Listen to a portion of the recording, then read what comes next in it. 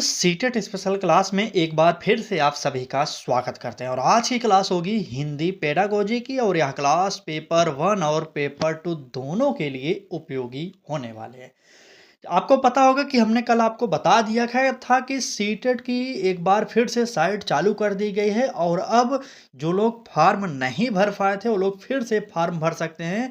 कई लोग छूट गए थे, अब फॉर्म भर सकते हैं, ठीक है। और परीक्षा की डेट परिवर्तित जरूर होगी, थोड़ा समय लगेगा, आपको देखने को मिल जाएगा, ठीक है। तो चलिए क्लास को शुरू करते हैं। निवेदन बस इतना करेंगे कि परीक्षा की डेट टली है, परीक्षा देना ही पड़ेगा, आपको पता होगा, ठीक है। बहुत ज़्यादा देर नहीं, 15 से 20 दिन बाद एग्जाम डेट फिर से आपको आएगा, वहीं पर देना पड़ेगा, ठीक है। तो चलिए क्लास को शुरू करते हैं। निवेदन करेंगे कि डेली आप हमारे साथ जुड़कर तैयारी करते रहिए जब तक आपका एग्जाम ना हो जाए, ठीक है। हिंदी पेडागोजी के कुछ महत्वपूर्ण प्रश्नों को आज हम आपके सामने रखने वाले हैं। इन प्रश्नों को अगर आप हल कर लेते हैं तब पता चल जाएगा कि हाँ किस प्रकार से सीटेट प्रश्न पूछेगा। चलिए थोड़ा सा क्लास को आगे बढ़ाते हैं। क्लास का पहला प्रश्न देखते हैं क्या कह रहा है, ठीक है। हिंदी भाषा की कक्षा में विद्यार्थियों को अपनी मातृभाषा या स्थानीय बोली का प्रयोग करने दिया जाता है। क्यों करने दिया जाता है? इसका सबसे उपयुक्त शैक्षिक उद्देश्य क्या होगा ये आपको बताना पड़ेगा, ठीक है। पहला ऑप्शन कह रहा है कि केवल मानक हिंदी का अभ्यास कराना। दूसरा कह रहा है कि भाषाई विविधता को सीखने के संसाधन के रूप में उपयोग करना। और तीसरा कह रहा है कि विद्यार्थियों को व्याकरण से दूर रखना। और चौथा कह रहा है कि कक्षा में अनुशासन बनाए रखना। हमारा टारगेट है कि हिंदी में 30 में 30 और सीडीपी 30 में 30 पेपर वन और पेपर टू दोनों में आपको मिल जाए, ठीक है। तो चलिए बात करेंगे ऑप्शन की। तो पहला ऑप्शन करा क्या, केवल मानक हिंदी का अभ्यास कराना, तो बिल्कुल गलत होगा, क्योंकि बालक की स्थानीय भाषा देख रहे हैं, स्थानीय भाषा लिखा है ना, बोली का प्रयोग करने दिया जाता है, करने दिया जा रहा है, तो कहाँ पर आप वहां पर केवल हिंदी का प्रयोग करें भाई साहब, अभ्यास नहीं होगा, गलत होगा। बी ऑप्शन कह रहा है कि भाषाई विविधता को सीखने के संसाधन के रूप में उपयोग करना, ये हमारा सही हो सकता है। सी ऑप्शन कह रहा है कि विद्यार्थियों को व्याकरण से दूर रखना, बिल्कुल गलत है ये हमारा। और डी ऑप्शन कह रहा है कि कक्षा में अनुशासन बनाए रखना, तो बिल्कुल ये भी गलत होगा, क्योंकि बच्चे छोटे हैं तो अनुशासनहीनता तो होनी ही होनी है, ठीक है। तो यहाँ पर उत्तर जो होगा हमारा बी ऑप्शन होगा, भाषाई विविधता को सीखने के संसाधन के रूप में उपयोग करना। चलिए नेक्स्ट चलते हैं और देखते हैं अगला प्रश्न क्या कह रहा है, ठीक है। एक मिनट, इसे थोड़ा सा छोटा करना पड़ेगा, ठीक है। चलिए देखिए, प्रश्न कह रहा है कि एक बच्चा कहानी सुनते समय मुख्य घटनाओं को सही क्रम में बताता है, ठीक है, लेकिन कहानी का शीर्षक नहीं बता पाता। इससे शिक्षक को क्या निष्कर्ष निकालना चाहिए? कहानी जब वो सुन रहा है तो सही क्रम घटनाओं का बता रहा है, लेकिन वह कहानी का शीर्षक नहीं बता पा रहा है, तो आप एक टीचर के तौर पर क्या करेंगे? पहला ऑप्शन कह रहा है कि बच्चे को भाषा समझ में नहीं आती। अगर बच्चे को भाषा समझ में नहीं आती तो वह क्या घटनाओं का सही क्रम बता सकता था? तो नहीं बता सकता था, काट दीजिए, ठीक है। बी ऑप्शन कह रहा है कि बच्चे की स्मरण शक्ति कमजोर है। भाई यहाँ पर स्मरण शक्ति अगर कमजोर होती फिर वही बात आ गई कि बच्चा कहानी सुनते समय मुख्य घटनाओं को बता कैसे रहा है, इसलिए हम इसे भी काटेंगे। और सी ऑप्शन कह रहा है कि बच्चे के श्रवण बोध की कुछ क्षमताएं विकसित हैं, पर शीर्षक निर्धारण पर और कार्य करना चाहिए। तो उत्तर होगा हमारा यही सही हो जाएगा, ठीक है। लेकिन डी ऑप्शन की बात कुछ लोग कर रहे थे, इसको भी देख लीजिए। कह रहा था कि बच्चे को कहानी दोबारा सुनने की आवश्यकता नहीं है, ये तो गलत हो जाएगा। नोट करिएगा, प्रश्न संख्या दूसरे का ऑप्शन सी सही होगा, ठीक है। चले बिल्कुल आगे बढ़ते हैं और देखते हैं अगला प्रश्न क्या कह रहा है। अगले प्रश्न की बात किया जाए तो कह रहा है कि भाषा सीखने में बच्चों की गलतियों को शिक्षक को किस रूप में देखना चाहिए? पहला ऑप्शन कह रहा है कि सीखने की प्रक्रिया के स्वाभाविक संकेत के रूप में। दूसरा कह रहा है कि अनुशासनहीनता के प्रमाण के रूप में। और तीसरा कह रहा है कि केवल परीक्षा में कम अंक पाने का कारण मानकर। और चौथा कह रहा है कि तुरंत दंड देने के आधार के रूप में, ठीक है। चले प्रश्न संख्या 3 का उत्तर सभी लोग बताएंगे। देखिए, गलतियों को शिक्षक किस प्रकार से मानेगा? दंड देने के आधार पर नहीं मानेगा, काटिए, क्योंकि बालक गलतियों के माध्यम से ही सीखता है, इसलिए हमें बालक की गलतियां जो है वो सकारात्मक रूप में लेनी पड़ेगी। सी ऑप्शन कह रहा है कि केवल परीक्षा में कम अंक आने के कारण बिल्कुल गलत होगा। और बी ऑप्शन अनुशासनहीनता के प्रमाण के रूप में, ये भी हमारा उत्तर गलत होगा। उत्तर होगा ए ऑप्शन सही। क्या कह रहा है? सीखने की प्रक्रिया के स्वाभाविक संकेत के रूप में। ठीक है, ए ऑप्शन सही करिए और क्लास को शेयर कर दीजिए।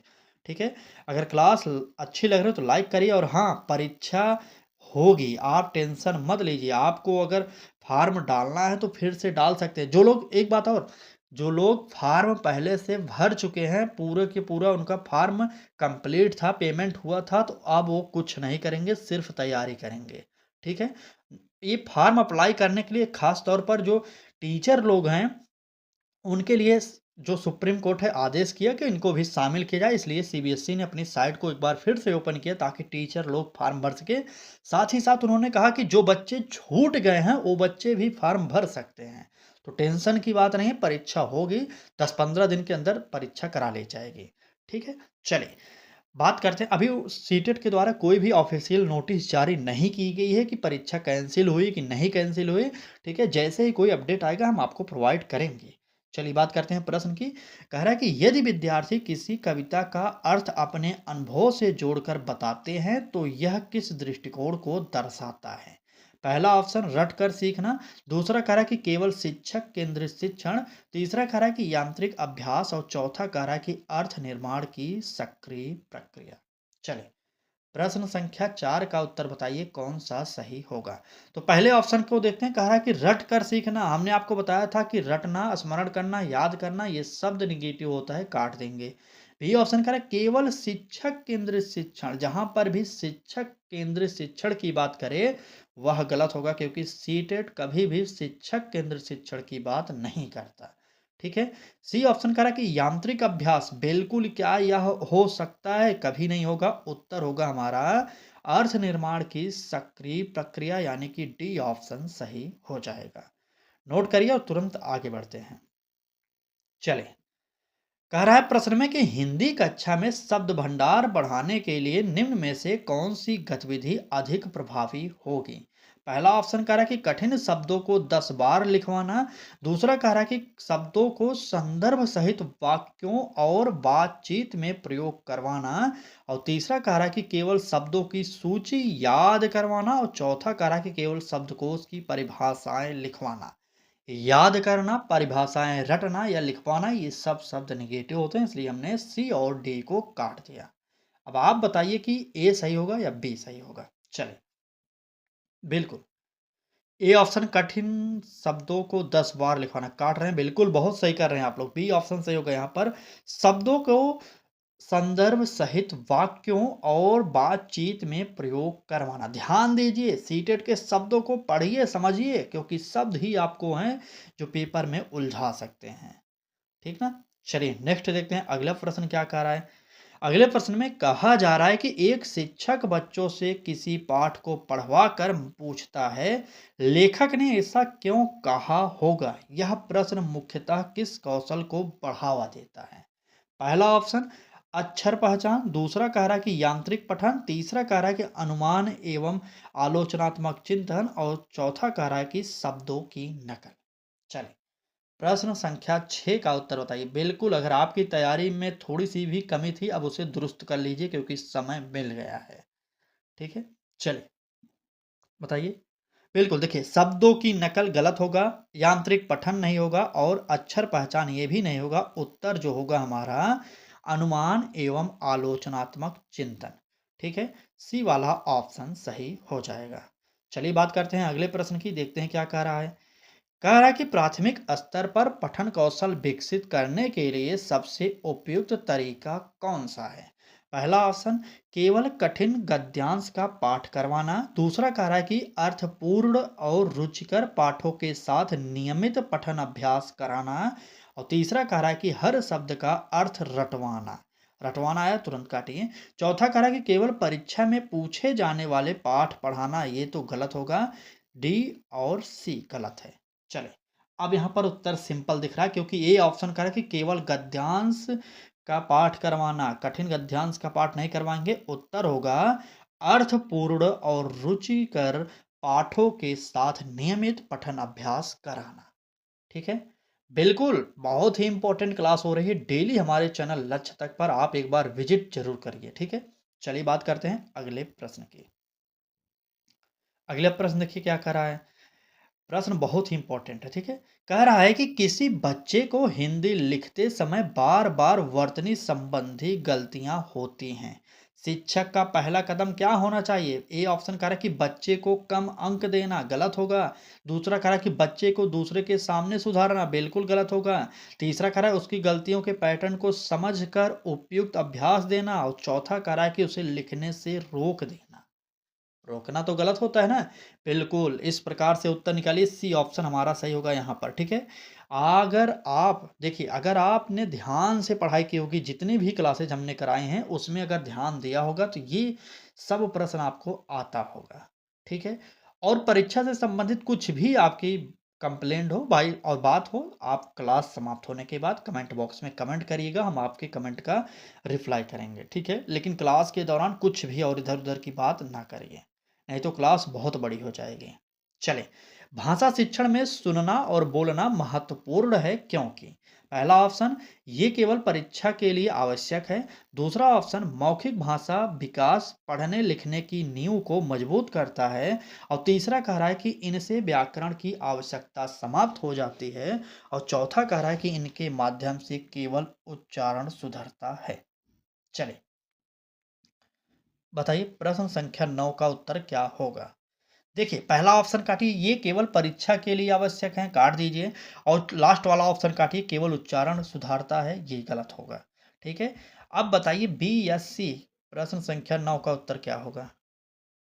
चलिए बी, कुछ लोग बी, कुछ लोग सी, कुछ लोग बी, कुछ लोग सी। भाई साहब सी ऑप्शन देखिए, इनमें व्याकरण की आवश्यकता समाप्त हो जाती है, इनसे बिल्कुल गलत होगा। उत्तर जो है बी ऑप्शन। ठीक है?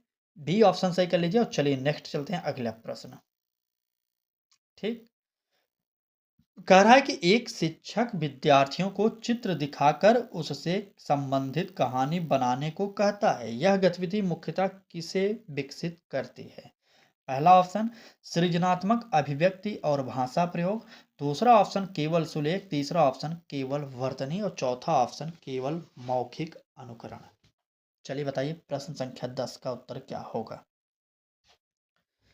चलें, केवल मौखिक अनुकरण नहीं होगा, केवल वर्तनी नहीं होगा, केवल सुलेख नहीं होगा, हमारा उत्तर जो होगा सृजनात्मक अभिव्यक्ति और भाषा प्रयोग, यानी कि पहला ऑप्शन यहाँ पर सही हो जाएगा।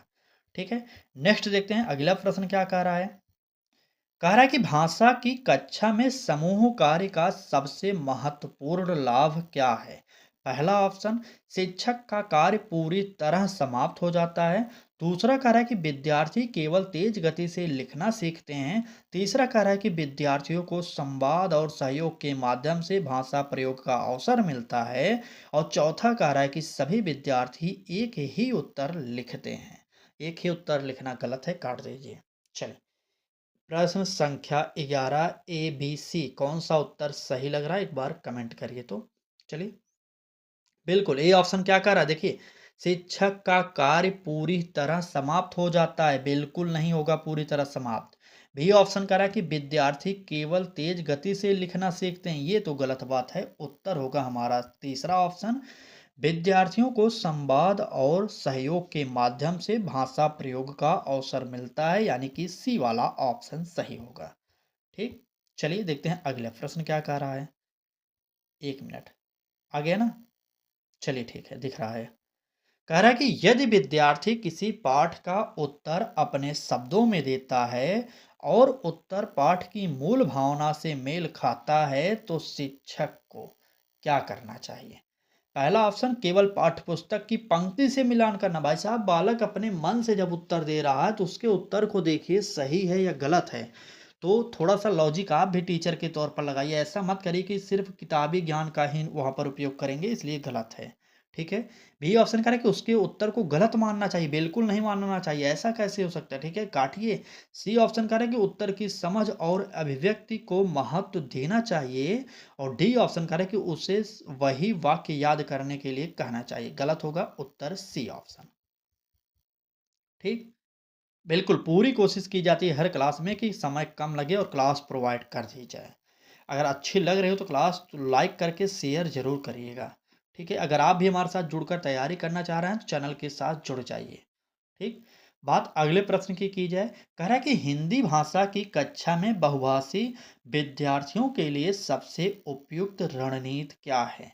पहला ऑप्शन, उनकी अन्य भाषाओं के प्रयोग पर पूर्ण प्रतिबंध लगाना। और बी ऑप्शन, उनकी भाषाई पृष्ठभूमि को सीखने में सहायक संसाधन के रूप में स्वीकार करना। और तीसरा कह रहा है कि केवल एक भाषा में बातचीत की अनुमति देना। और चौथा कह रहा है कि अलग अलग भाषाएं बोलने और बच्चों को अलग बैठाना। चले, कहीं पर भी किसी भी क्लास में विभेद नहीं होना चाहिए, बालकों के बीच भेदभाव नहीं होना चाहिए किसी भी प्रकार से। ये नोट करिएगा और आप उत्तर सही कर सकते हैं। चलिए तुरंत बताइए कौन सा उत्तर होगा। देखिए डी ऑप्शन क्या कर रहा है, अलग अलग भाषाएं बोलने वाले बच्चों को अलग अलग बैठाना। यह गलत है। समावेशी शिक्षा कहती है कि प्रत्येक बालक विशिष्ट होता है और प्रत्येक बालक साथ में ही पढ़कर सीखेंगे। एक क्लास के बालक एक ही छत के नीचे पढ़कर सीखेंगे।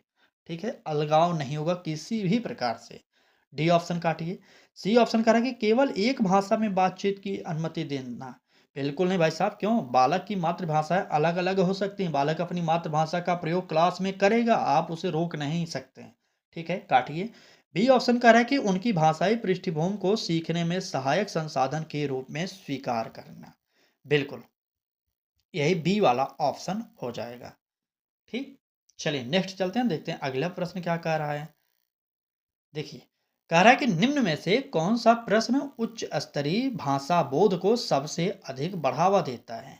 पहला ऑप्शन, पाठ में कितने पात्र हैं।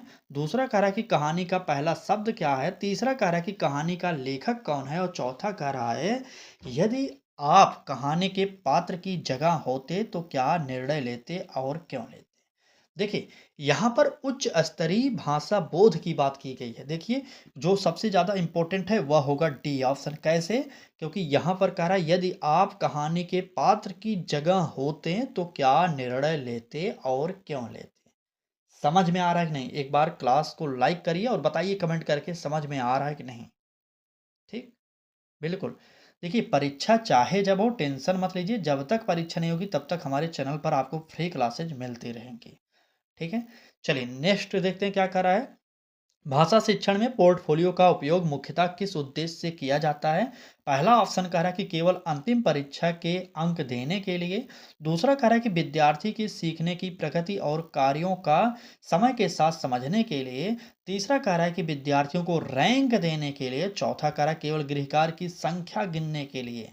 तो रैंक देना और गृह कार्यों की संख्या गिनना ये निगेटिव होता है, काट दीजिए। चले, अब बताइए ए या बी कौन सा सही होगा। सभी लोगों को कमेंट करना है और सब लोगों को पता है यहाँ पर उत्तर क्या होगा। क्योंकि एक शब्द एक ऑप्शन में नेगेटिव है, वो शब्द है केवल। केवल अंतिम परीक्षा के लिए अंक देना, परीक्षा अपने आप में भी नेगेटिव है, काट देंगे। उत्तर हमारा दूसरा ऑप्शन होगा, विद्यार्थी की सीखने की प्रगति और कार्यों को समय के साथ समझने के लिए। ठीक। बिल्कुल बिल्कुल। क्या बोल रहे हैं भाई साहब? बिल्कुल, चलिए ठीक है, सब ठीक है। चलिए आगे बढ़ें। चलिए, प्रश्न देखिए, कह रहा है कि एक शिक्षक पाठ पढ़ाते समय विद्यार्थियों से पहले उनके पूर्व अनुभव पूछता है। इसका मुख्य उद्देश्य क्या है? पहला ऑप्शन कह रहा है कि पाठ को कठिन बनाना। भाई साहब, जब टीचर बालक का पूर्व अनुभव पूछ रहा है तो पाठ को सरल बनाएगा ना, कठिन क्यों बनाएगा, काट दीजिए। बी ऑप्शन कह रहा है पूर्व ज्ञान को नए ज्ञान से जोड़ना हो सकता है। सी ऑप्शन, केवल समय बचाना। क्या टीचर अगर बालक के पूर्व ज्ञान को पूछ लिया तो यहाँ पर समय बचने की कोई उम्मीद है? गलत होगा, काटिए। और डी ऑप्शन कह रहा है कि विद्यार्थियों को परीक्षा के लिए तैयार करना है। परीक्षा शब्द सीटेट के अकॉर्डिंग देखा जाए तो निगेटिव होता है, काट देंगे। उत्तर होगा बी ऑप्शन, पूर्व ज्ञान को नए ज्ञान से जोड़ना। ठीक है। बिल्कुल। तो यहाँ पर बी ऑप्शन सही कर लीजिए। आगे बढ़ते हैं, देखते हैं नेक्स्ट क्या कह रहा है प्रश्न। चले, कह रहा है कि हिंदी व्याकरण पढ़ाने का अधिक प्रभावी तरीका कौन सा है। पहला ऑप्शन, नियमों को बिना संदर्भ के याद करवाना। देखिए, याद करवाना गलत है, काटिए। बी ऑप्शन, केवल परिभाषाएं लिखवाना। गलत है, काट दीजिए। तीसरा कह रहा है कि भाषा के वास्तविक प्रयोग से नियमों को समझने का अवसर देना। और चौथा कह रहा है कि प्रत्येक नियम को बार बार लिखवाना। तो बार बार नहीं लिखवाएंगे, उत्तर सी ऑप्शन। ठीक है? भाषा के वास्तविक प्रयोग से नियमों को समझने का अवसर देना। क्या आपको इस प्रकार से कहीं और यूट्यूब पर हो या फेसबुक पर क्लास मिल रही है? एक बार कमेंट करिए। ठीक है? जितने कम समय में हम आपको प्रश्न प्रोवाइड कर रहे हैं और अच्छे तरीके से पॉइंट टू पॉइंट बात किया जा रहा है, क्या और कहीं पर मिल सकता है फ्री में? बताइएगा ज़रूर। ठीक है? चलिए, अगला प्रश्न, यदि कोई विद्यार्थी कविता की व्याख्या करते समय अपने अलग विचार प्रस्तुत करता है तो शिक्षक को क्या करना चाहिए? पहला ऑप्शन करा कि केवल पुस्तक में दिए अर्थ को स्वीकार करना चाहिए, गलत होगा। हमने आपको बताया कि किताबी ज्ञान का उपयोग बहुत कम किया जाएगा। ठीक है? दूसरा कह रहा है कि विद्यार्थी के विचार को सुनकर उसके तर्क और पाठ से संबंध पर चर्चा करनी चाहिए, सही हो जाएगा। और सी कह रहा है कि तुरंत उसे गलत घोषित कर देना चाहिए, गलत होगा। और डी कह रहा है कि उसे कविता की व्याख्या करने से रोक देना चाहिए, तो गलत होगा। ठीक है? तो उत्तर जो होगा वह होगा हमारा बी ऑप्शन। नोट करिएगा, विद्यार्थी के विचार को सुनकर उसके तर्क और पाठ से संबंध पर चर्चा करनी चाहिए। ठीक, चलें आगे। बिल्कुल, डेली पूरी क्लास देखा करिए, तभी तो 30 में 30 आएगा भाई साहब। बहुत ज़्यादा मेहनत करना पड़ेगा। 30 में 30, सीडीपी में 30 में 30 मैंने भी लाया था, लेकिन हिंदी में 28 नंबर लाया था भाई साहब जब सीटेट दिया था। ठीक है? चलिए, बात अगले प्रश्न की जाएगी। ठीक, क्या कह रहा है कि भाषा मूल्यांकन में केवल लिखित परीक्षा पर निर्भर रहने की मुख्य समस्या क्या है? पहला ऑप्शन, लिखित परीक्षा हमेशा बहुत आसान होती है। क्या लिखित परीक्षा हमेशा आसान होगी? बिल्कुल नहीं होगी। बी ऑप्शन कह रहा है कि इससे भाषा की सभी क्षमताओं का पूर्ण आकलन नहीं हो पाता। देखते हैं। और सी ऑप्शन कह रहा है कि इससे विद्यार्थी को लिखने का अवसर मिलता है। भाई साहब, लिखने का अवसर नहीं, सही होगा। और डी ऑप्शन कह रहा है कि इससे शिक्षक को कोई जानकारी नहीं मिलती। तो ये भी निगेटिव है। उत्तर जो होगा बी ऑप्शन। ठीक है? इससे भाषा की सभी क्षमताओं का पूर्ण आकलन नहीं हो पाता। नोट कर लीजिएगा, बी ऑप्शन सही हो जाएगा। ठीक, चलिए आगे आइए और आज की क्लास का आखिरी प्रश्न देखते हैं। वैसे तो आपके पेपर में 15 प्रश्न ही हिंदी पेडागोजी के आएंगे, लेकिन हम आपको 20 प्रश्न कराते हैं जो भी हिंदी पेडागोजी की क्लास कराते हैं। ठीक है? चलिए देखते हैं अगला प्रश्न। एक प्रभावी भाषा शिक्षक की सबसे उपयुक्त भूमिका क्या है? पहला ऑप्शन, केवल पाठ्यपुस्तक पढ़कर सुनाना, नहीं होगा। दूसरा कह रहा है विद्यार्थियों से केवल सही उत्तर बुलवाना, नहीं होगा। तीसरा कह रहा है कि सीखने के अवसर और संवाद का वातावरण तैयार करना। और चौथा कह रहा है कि विद्यार्थियों की प्रत्येक गतिविधि को नियंत्रित करना। चले, सी या डी, उत्तर कौन सा सही होगा? एक बार कमेंट करके बता दीजिए। प्रश्न संख्या 20 का। चलिए, बताइए बताइए। बिल्कुल बिल्कुल, देखिए सभी लोगों का उत्तर आना स्टार्ट हो गया। हमारा सी ऑप्शन यहाँ पर सही होगा। ठीक है? सी ऑप्शन सही होगा। ये क्लास कैसी लगी आपको कमेंट बॉक्स में ज़रूर बताना है। और हाँ, क्लास अच्छी लगी हो तो लाइक करके शेयर कर दीजिएगा और आप हमारे चैनल के साथ जुड़ जाएंगे, क्योंकि परीक्षा में समय भले हो लेकिन हमारी क्लासेज आपको ब्रह्मास्त्र जो मिल रही है उसके द्वारा इस बार परीक्षा में 100+ स्कोर करना ही करना है। ठीक है? चलिए क्लास को समाप्त करते हैं। पढ़ाई जारी रखिए, पेपर अच्छा ही होगा।